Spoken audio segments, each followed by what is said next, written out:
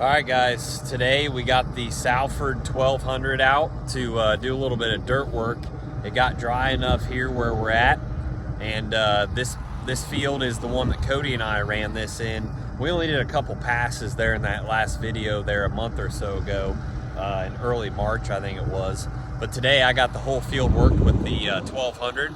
So we're gonna turn this thing around, do some digging with the knife, and check out the jackhammering action that we saw with these blades. So it is a tick wet yet, but overall it's in really good conditions. This was the field that we had the demo day in last summer. So there's wheat residue, there's sunflower residue, there's some residue from the prior crop, which would have been soybeans. So there's a lot of trash in here, and my goal was to chew up that trash and get that started to break down ahead of full season soybeans, some 3.7s that are going in here. So let's turn this thing around. We had the Deutz 250 doing all the work today, and let's do some digging. So what we've got here, I want to come over here and dig a little bit like we always do. I kind of moved some of this residue out of the way here in this zone so we can kind of see. Now what we're doing here is just a pass ahead of the planter. You know, what I want to do is come in here and break up some of this residue. I just wanted to show what a spring pass with the Salford can do. You know, if you look, there you go. You know, of course we had a nice freeze and thaw, but if we just go pretty much anywhere in here, you're gonna see that fracturing effect. I mean, not only that, but look at how this stuff just breaks apart and how fluffy it is. And that's just simply from the shock of those blades. Look at that ground. It's just like a sponge. And, you know, you get a lot of people who want to do some tillage in the spring, but they're maybe afraid of doing more harm than good, and that's not the case at all with these Salfords. And that's why I get so excited about running these things in the spring.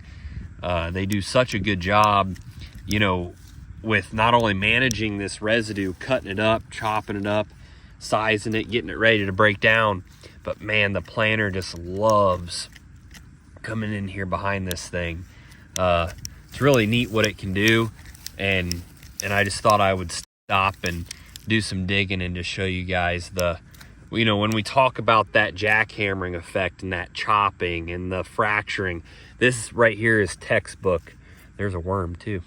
This is textbook chattering, fracturing. Look at that.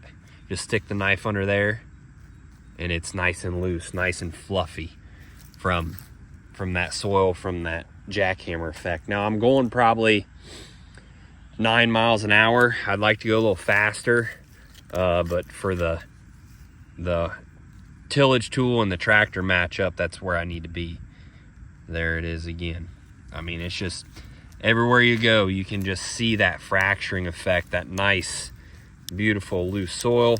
And that's what we're after. You come in here, and these closing wheels, you know, you run a row cleaner through here, and basically, you know, the row cleaners are going to clean the path. I'm going to have to kill this volunteer weed, of course.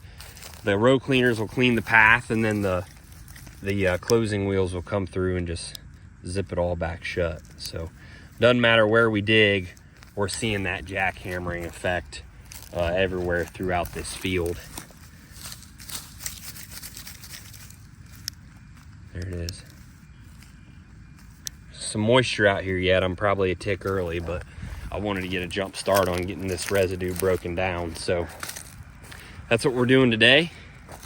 Managing residue and breaking up this soil profile, loosening the soil, getting some places for air to get down in there, for some water to get down in there. And I'm gonna stale seed bed this stuff here in a couple weeks. So thanks for tuning in.